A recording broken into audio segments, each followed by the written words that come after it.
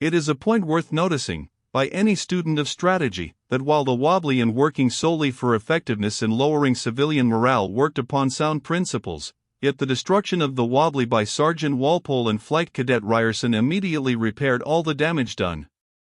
Had it worked toward more direct military aims, its work would have survived it. It remains a pretty question for the student whether the enemy command, with the information it possessed, made the soundest strategic use of its unparalleled weapon. But on the whole, the raid of the wobbly remains the most startling single strategic operation of the war, if only because of its tremendous effect upon civilian morale. Strategic Lessons of the War of 1941-43. U.S. War College. pp. 94-96.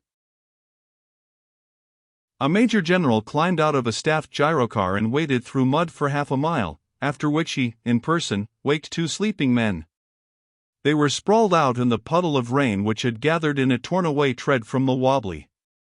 They waked with extreme reluctance, and then yawned even in the act of saluting in a military manner.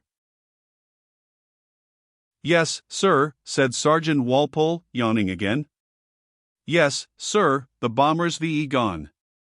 We heard 'em tryin' to raise the wobbly for about half an hour after she'd blown up.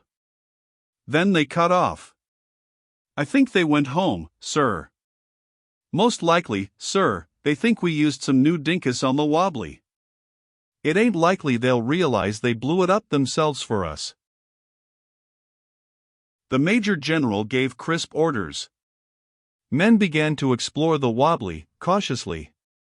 He turned back to the two sleepy and disreputable men who had caused its destruction. His aspect was one of perplexity and admiration. "What did you men do?" he demanded warmly. "What in hell did you do?" Sergeant Walpole grinned tiredly. The copter man spoke for him. "I think, sir," said the helicopter man, "that we affected the morale of the wobblies and the bombers' crews." Transcriber's note: the following words have been changed in the above text.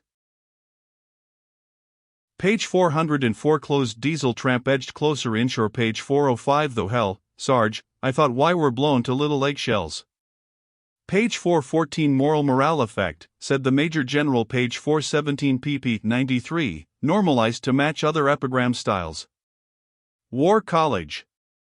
P93 page 417 Protuberance there, and already a monstrous protuberance. Page 416 Let's have a fine idea.